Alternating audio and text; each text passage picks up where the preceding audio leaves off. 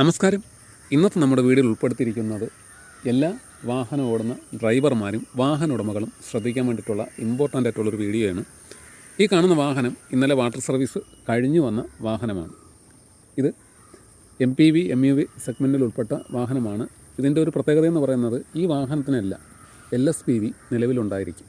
അപ്പോൾ LSPV എന്ന് പറയുന്ന ആ ഒരു പാർട്സ്, അതിൻ്റെ ഉപയോഗം എന്തെന്ന് മുൻകാല വീഡിയോകളിൽ നമ്മുടെ ചാനലിൽ ഉൾപ്പെടുത്തിയിട്ടുണ്ട്. കാണാത്തവർക്ക് അതിൻ്റെ മറ്റുള്ള ലിങ്കും കാര്യങ്ങളും എല്ലാം പോസ്റ്റ് ചെയ്തിരിക്കാം. ഇതിൽ ശ്രദ്ധിക്കേണ്ട ഒരു പ്രധാനപ്പെട്ട കാര്യമെന്ന് പറയുന്നത്, നമ്മുടെ വാഹനം അടി സൈഡ് വാഷ് ചെയ്യുന്ന സമയത്ത് പലരും ഹൈ പ്രഷർ ഗണ്ണ് ഉപയോഗിച്ച് വാഷ് ചെയ്യാറുണ്ട്. ഈ കാണുന്ന വാഹനത്തിൽ ഹൈ പ്രഷർ ഗണ്ണ് ഉപയോഗിച്ച് വാഷ് ചെയ്തതിൻ്റെ ആ ഒരു ഭാഗമാണ് ഈ കാണുന്നത്. ഈ ടയർ കുത്തി കീറി പോകണമെങ്കിൽ ഇവിടെ നമ്മൾ ശ്രദ്ധിച്ചാൽ അറിയാൻ പറ്റും, ഇങ്ങനെ വര പോലെ കിടപ്പുണ്ട്. ഈ ടയർ കുത്തി കീറി പോകണമെങ്കിൽ ആ ഗണ്ണിൻ്റെ വാട്ടർ പവർ എത്രയാണെന്ന്, ആ പ്രഷർ എത്രയാണെന്ന് നമുക്ക് ഊഹിക്കേണ്ടതേ ഉള്ളൂ. രണ്ടാമത്തെ ഒരു സാഹചര്യം എന്ന് പറയുന്നത്, ഇങ്ങനെ ഹൈ പ്രഷർ ഗണ്ണ് ഉപയോഗിച്ച് വാഷ് ചെയ്യുന്ന സമയത്ത് നമ്മുടെ വാഹനത്തിൻ്റെ LSPV, ഈ കാണുന്ന LSPVയുടെ ബൂട്ട് പൊട്ടിപ്പോവാനും സാധ്യത കൂടുതലാണ്.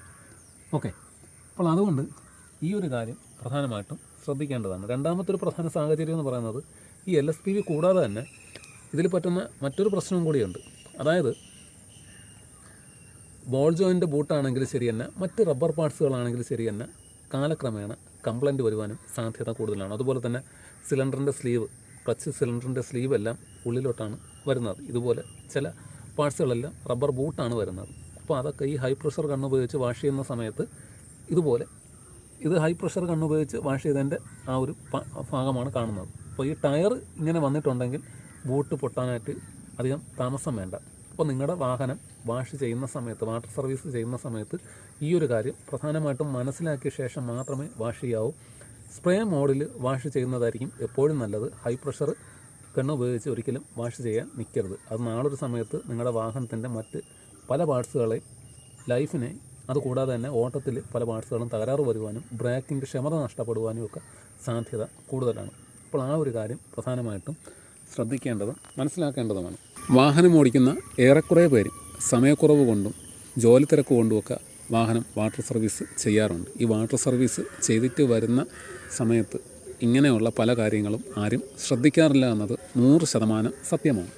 അപ്പോൾ നിങ്ങളുടെ വാഹനം വാട്ടർ സർവീസ് ചെയ്യുന്ന സമയത്ത് ആ സർവീസ് സെൻറ്ററിൽ നിന്ന്, ചിലപ്പോൾ ഹിന്ദിക്കാരായിരിക്കും വാഷ് ചെയ്യുന്നത്, ചിലപ്പം ബംഗാളികളായിരിക്കും വാഷ് ചെയ്യുന്നത്, ആരും ആയിക്കോട്ടെ, അവരുടെ അടുത്ത് കാര്യം പറഞ്ഞ് ഇങ്ങനെയാണ് സ്പ്രേ മോഡിലിട്ട് മാത്രമേ വാഹനം വാഷ് ചെയ്യാൻ പാടുള്ളൂ എന്ന് പറഞ്ഞ് കാര്യങ്ങൾ പറഞ്ഞ് മനസ്സിലാക്കിയ ശേഷം മാത്രമേ വാഹനം വാഷ് ചെയ്യാൻ പാടുള്ളൂ. വാഷ് ചെയ്യുന്ന സമയത്ത് നമ്മൾ കൂടെ നിന്ന് ഓരോ കാര്യങ്ങൾ പറഞ്ഞു കൊടുക്കണം. പലർക്കും സമയക്കുറവും തിരക്കും കാരണമാണ് പലരും വാഹനം വാഷ് ചെയ്യുവാനായിട്ട് മറ്റ് സർവീസ് സെൻ്ററുകളെ ആശ്രയിക്കുന്നതും പിന്നീട് വാഷ് ചെയ്ത ശേഷം അവർ വാഹനങ്ങൾ വീട്ടിൽ കൊണ്ടുവരികയും ചെയ്യുന്നത്.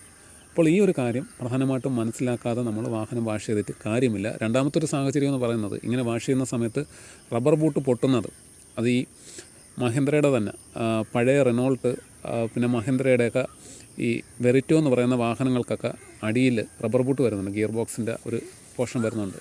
ഇത്രയും ഹൈ പ്രഷറൊക്കെ കൊടുത്ത് ചെയ്യുന്ന സമയത്ത് അതിൻ്റേതായ പല പോരായ്മകളും വരുവാനും, അതുകൂടാതെ തന്നെ ഈ പറഞ്ഞ LSPV, ഈ ഉള്ളിലിരിക്കുന്ന LSPV അതിൻ്റെ ബൂട്ട് പൊട്ടിക്കഴിഞ്ഞാൽ നമ്മുടെ വാഹനം ബ്രേക്ക് ചവിട്ടുന്ന സമയത്ത് ബ്രേക്ക് പെട്ടെന്ന് കുറയുകയും മറ്റ് അപകട സാധ്യത കൂടുതൽ വരുവാനും സാധ്യത കൂടുതലാണ്. മറ്റൊരു വളരെ പ്രധാനപ്പെട്ട കാര്യം എന്ന് പറയുന്നത്, ഈ ഫ്രണ്ട് സസ്പെൻഷൻ്റെ താഴെയും മുകളിലുമായിട്ട് ബോൾ ജോയിൻറ്റ് വരുന്നുണ്ട്. അപ്പറാം ബോൾ ജോയിൻറ്റും വരുന്നുണ്ട്, ലോവറാം ബോൾ ജോയിൻറ്റും വരുന്നുണ്ട്. ആ ബോൾ ജോയിൻറ്റ് ബൂട്ട് പൊട്ടിയാലും കാലക്രമേണ വാഹനം വളവ് തിരിയുന്ന സമയത്തും ഈ ഹമ്പൊക്കെ ചാടുന്ന സമയത്തും ചിലപ്പം ബോൾ ജോയിൻറ്റിൽ നിന്ന് ഇളകി പോകാനും സാധ്യത കൂടുതലാണ്. ഈ ബൂട്ട് പൊട്ടിയിട്ട് ബോൾ ജോയിൻറ്റ് ഇളകി പോകാനും സാധ്യത കൂടുതലാണ്. അപ്പോൾ ആ ഒരു കാര്യം പ്രധാനമായിട്ടും മനസ്സിലാക്കണം. അതുകൂടാതെ സിലിണ്ടറിൻ്റെ സ്ലീവ്, ക്ലച്ച് സിലിണ്ടറിൻ്റെ സ്ലീവ് വരുന്നത് ഒരു ചെറിയൊരു ബൂട്ടിലാണ് വരുന്നത്. അപ്പം എഞ്ചിനും ഗിയർ ബോക്സും കൂടെ ജോയിൻ്റ് ആവുന്ന പോർഷനിലാണ് സിലിണ്ടറിൻ്റെ സ്ലീവ് വരുന്നത്. അപ്പോൾ ഇത്രയും പ്രഷർ കൊടുത്ത് അടിക്കുന്ന സമയത്തും ഈ സിലിണ്ടറിൻ്റെ സ്ലീവ് കംപ്ലൈൻറ്റ് വരുവാനും ബൂട്ട് പൊട്ടിയിട്ട് ഗിയർ സ്റ്റക്കായിട്ട് നിൽക്കുവാനും അല്ലെങ്കിൽ ഗിയർ വീഴാത്തൊരവസ്ഥ വരുവാനും സാധ്യത കൂടുതലാണ്. അപ്പോൾ ആ ഒരു കാര്യവും പ്രധാനമായിട്ടും മനസ്സിലാക്കണം. ഓക്കെ, ഇപ്പോൾ എല്ലാവരെയും അറിവിലേക്ക് ഷെയർ ചെയ്യുന്നത് ശ്രദ്ധിക്കണം, മനസ്സിലാക്കണം. ഓക്കെ.